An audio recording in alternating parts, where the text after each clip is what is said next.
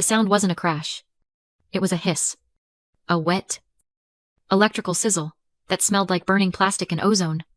I stood in the middle of the living room, watching $3,500 evaporate in a cloud of blue smoke. Jackson, my 13-year-old nephew, didn't look sorry. He stood over the custom-built, transparent PC tower.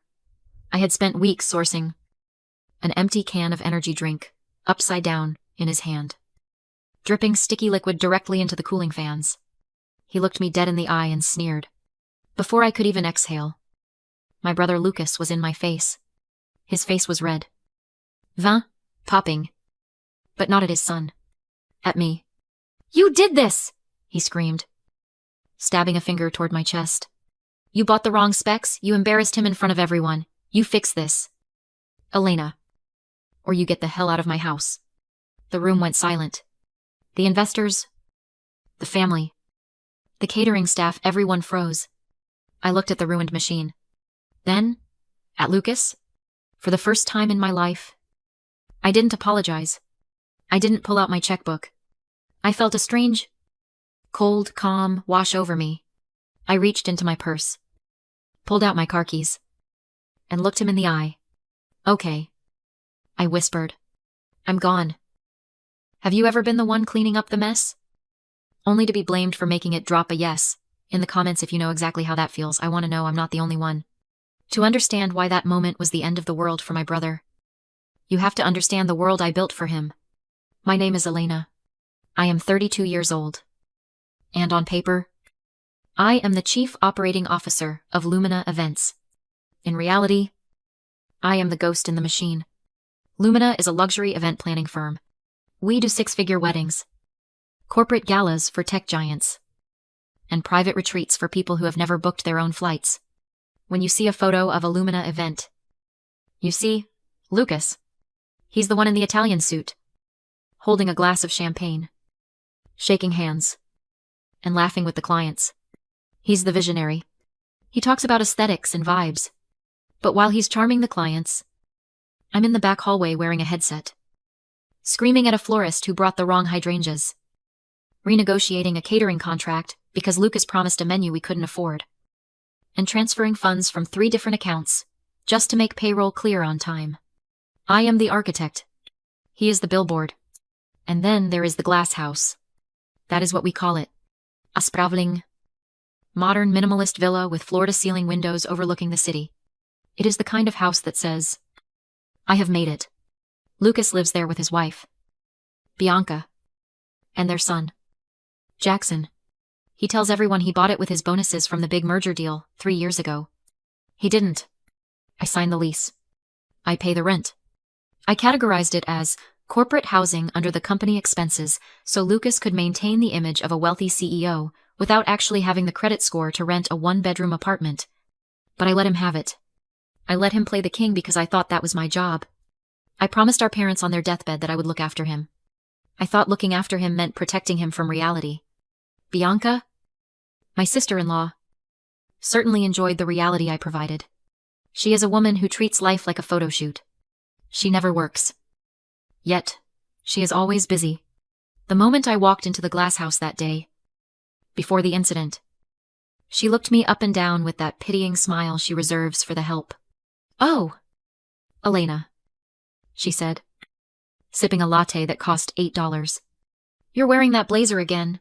We really need to get you a stylist. It reflects poorly on the brand when the COO looks like she shops at a discount rack." I wanted to tell her that the blazer cost more than her entire work ethic, but I didn't. I just nodded. I took the criticism. I took the extra workload. I took the late-night panic calls. I was the reliable one. The safe one. The one who didn't need a thank you. I didn't realize that when you make yourself a doormat, you can't be surprised when people wipe their dirty feet on you. And my brother's family, they were wearing muddy boots. It wasn't just the money. If it had only been the cash, maybe I could have written it off as the cost of doing business with family. No. The real tax was my sanity. It was the time. It was the relentless, grinding exhaustion of being the only adult in a room full of overgrown children. Take last Tuesday, for example. It was 11:45 at night.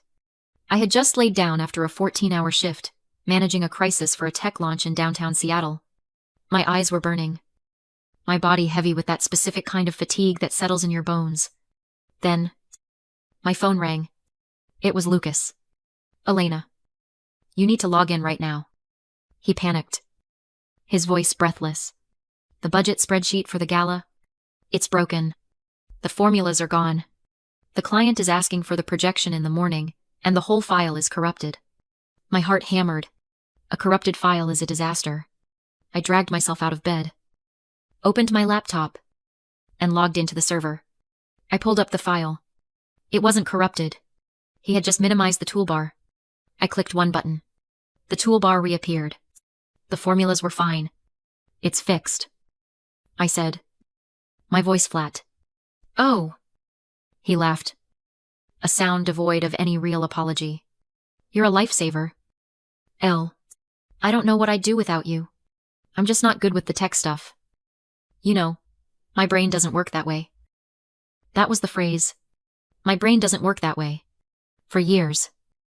I believed him. I thought he was just scatterbrained. The creative genius who couldn't be bothered with the mundane details of logistics, but sitting there in the dark, looking at the blue light of my screen. I finally let myself see the truth. Lucas isn't stupid. This is a man who can memorize the stats of every player in the NFL for his fantasy league. He can navigate complex sports betting apps, calculate parlay odds in his head instantly, and edit his Instagram photos with the precision of a graphic designer. He figures out exactly what he wants to figure out. His inability to do basic work isn't a flaw, it is a strategy. It is weaponized incompetence. By pretending he can't do the spreadsheet, or doesn't understand the utility bill portal, or forgot how to renew the car registration. He forces me to do it. He knows that I am too responsible to let the company fail, or let the lights get cut off at his house. He knows that if he acts helpless enough, I will step in to save him, because I always have. It is a control tactic, wrapped in a smile. He outsources his adulthood to me, piece by piece, until I am carrying the weight of 2 lives, while he floats through one. And why did I let him? Why did I pick up the phone at midnight? Because of a promise made in a sterile hospital room 6 years ago. Our parents started Lumina events with nothing but a Rolodex and grit. When my father got sick, and my mother followed shortly after, they didn't look at Lucas to save the legacy. They looked at me. "Elena," my father had whispered, his grip weak on my hand. "Lucas. He shines, but he burns fast. You have to be the rock. Promise me you won't let him fall. Promise me you'll keep the family together. You have to be the rock. It is a curse to be the strong child. No one ever asks if the rock is heavy. No one asks if the rock wants to be put down. They just build on top of you, layer after layer, until you are buried so deep, you can't even remember what the sun looks like." I kept that promise. I managed the books. I covered the mistakes. When Lucas spent the catering deposit on a networking trip to Vegas, I moved money from my personal savings to cover it, so the vendors wouldn't walk. When he forgot to pay the electric bill for the glass house, and they threatened to cut the power, I set up the autopay from my account. I told myself I was honoring my parents. I told myself I was keeping the family together. But looking back, I wasn't keeping us together. I was being held hostage by a ghost. And the ransom price was getting higher every single day. I just didn't know that the final bill was about to arrive. And it would come in the form of a shattered computer, and a boy who had never heard the word no. The party was less of a birthday, and more of a coronation. Lucas and Bianca had turned the glass house into a showroom. There were silver balloons arching over the entryway, a DJ booth set up by the infinity pool, and a catering spread that I knew, for a fact, cost more than my first car. The air smelled of expensive cologne and truffle oil, and everywhere I looked, there were investors. This wasn't for Jackson. This was a networking event disguised as a milestone. Lucas was working the room, holding a scotch he didn't pay for, laughing too loud at jokes that weren't funny. Bianca was floating between groups of wives, pointing out the custom architecture of the home I was currently leasing for them. I walked in through the side door, my arms straining under the weight of the box. It was heavy, physically heavy. Yes, it was a massive tower case, with tempered glass panels, but it felt heavier emotionally. This box represented weeks of stress. Jackson had demanded a streaming PC. Not just any PC, but a specific, custom-built rig with neon cooling loops and top-tier specs. I had spent nights scouring forums, tracking down parts during a supply shortage, and calling in favors with a vendor in Taiwan just to get the GPU. It cost $3,500. I paid for it. I told myself it was a peace offering. If I could just give Jackson exactly what he wanted, maybe there would be a moment of quiet. Maybe Lucas would see the effort. Maybe I could buy my way out of the resentment for just one afternoon. I set the box down on the gift table, which was already overflowing. Jackson was sitting on the white leather couch, wearing a designer hoodie and scrolling on his phone, looking bored out of his mind. "Happy birthday, Jax," I said, trying to sound enthusiastic. "Open the big one." He looked up, saw the size of the box, and for a split second, he looked interested. He ripped the paper off. The room quieted down. People love a spectacle, and a box that big is a spectacle. Lucas drifted over, sensing an opportunity to show off his provider status. "Look at that," Lucas announced to the room, beaming. "Only the best for my boy." Jackson slid the cardboard cover off. The machine was beautiful. Internal LED strips, liquid cooling, sleek white casing. But Jackson didn't smile. He leaned in, squinting at the specs list printed on the side of the box. "Wait," he said. His voice wasn't loud, but in the sudden silence of the room, it carried. "This says RTX 4080. I stepped forward, smiling nervously. "Yeah, it's a beast, Jax. The 4090 seconds are on backorder everywhere. Literally impossible to get. But the 4080 is still—" "You got the 4080, he interrupted, looking at me with pure disgust. "I told you, the 4090. I specifically said the 4090. This is the old version. It came out 2 months ago," I said, my smile faltering. "It's top of the line." "It's garbage," Jackson shouted. He stood up, his face twisting into a performative rage that I had seen his father use 1,000 times. "I can't stream on this. The frame rates are going to be trash. Why do you always ruin everything?" The room was dead silent now. The investors were watching. The catering staff had stopped moving. And then, he did it. Jackson was holding an open can of energy drink, some neon blue sugary sludge. He looked at me. Then he looked at the open top of the PC case, where the ventilation fans were exposed. "If it's trash," he sneered, "then treat it like trash." He tipped the can. The liquid poured out in a steady, sticky stream, splashing directly into the motherboard and the cooling unit. I gasped. Someone in the back of the room whispered, "Oh my God." The machine hissed. A spark popped, loud and sharp, and a thin trail of gray smoke curled up from the vent. The smell of ozone and burnt sugar hit us instantly. $3,500. Gone in 4 seconds. I stood there, frozen. I waited for Lucas to grab his son.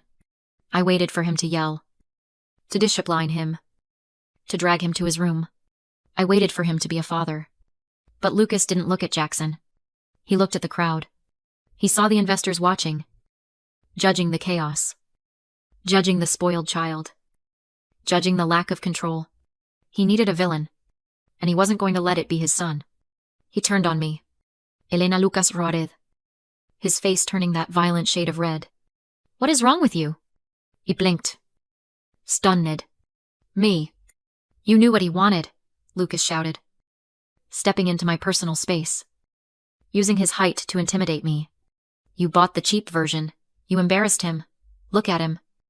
He's upset. You ruined his birthday. He just poured a drink into a $3,000 computer." "Lucas," I pointed at the smoking ruin. "Because he's disappointed," Bianca chimed in, gliding over. Her voice was ice cold, calm, and terrifying. She placed a protective hand on Jackson's shoulder. who was now crossing his arms and pouting like the victim. You know Jackson has sensory issues with disappointment. Elena. You triggered him? This is incredibly selfish of you. You're always so cheap. Trying to cut corners with our family. Cheap, I whispered. The word felt like a slap. I paid for it.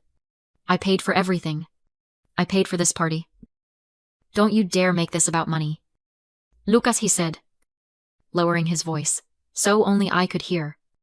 But with enough venom to kill, you are humiliating me in front of the investors. Fix this. Now. Fix what I asked. My voice, shaking. Apologize to him. Lucas commanded, pointing at Jackson. Tell him you're sorry for buying the wrong gift. And tell him you'll replace it with the right one tomorrow. I looked at Jackson. He was smirking. A tiny, imperceptible lift of the corner of his mouth. He had won. He had destroyed something valuable. And his parents were handing him a crown for it. I'm not apologizing, I said quietly. Lucas checked his watch, then looked at me with eyes that were complete strangers. You have 5 minutes, he said. 5 minutes to say sorry to my son and fix this mess.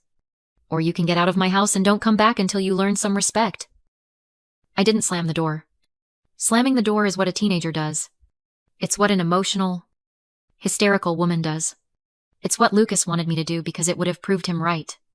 It would have proved that I was unstable, that I was just having a moment, and that I would eventually come back, crying and apologizing, begging to be let back into the fold. So I closed it softly. I walked past the investors holding their wine glasses, past the catering staff, clearing plates, and past the silver balloons arching over the driveway. I walked to my sedan, parked next to Lucas's leased Porsche, and I got in. I sat there for a moment in the silence. The air conditioning hummed to life, cool and sterile against my skin. I looked at my hands on the steering wheel. I expected them to be shaking. I expected to be crying. I expected the crushing weight of guilt that usually follows every single boundary I have ever tried to set. But my hands were steady. My eyes were dry. And then I smiled. It wasn't a happy smile. It was the smile of a prisoner who realizes the cell door was never locked. For years, I had been terrified of being the bad guy. I swallowed every insult, paid every bill, and fixed every disaster because I was so afraid of being called selfish. I was afraid they would say I didn't care about family. But sitting in that car, watching the lights of the glass house reflect in my rearview mirror, I finally understood. They didn't want a sister. They didn't want an aunt. They wanted a servant. And the moment the servant stood up, she became the villain. Fine. If protecting my dignity makes me the villain in their story, then I will be the villain. I will be the best villain they have ever seen. Because the hero was just a doormat with a different name. And the doormat just stood up? Here is the shortened version.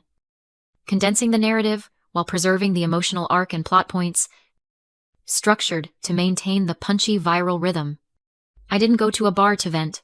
I went home to execute. Logging into the company portal, I triggered the morality clause, transferred Lucas's $52,000 slush fund into a secured escrow, and terminated his lease on the company-owned glass house for gross misconduct. The guillotine dropped the next day.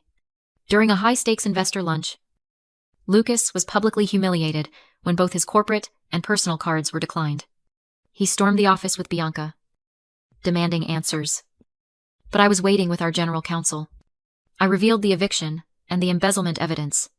When Lucas screamed that he owned half the company, I played my ACE loan agreement he'd signed 3 years ago. A default clause transferred 1% of his voting shares to me. Now, owning 51%. I fired him as co-CEO immediately.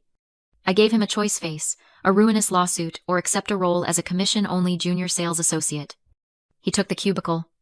I'm not a savior anymore. I'm just the boss. And that is enough.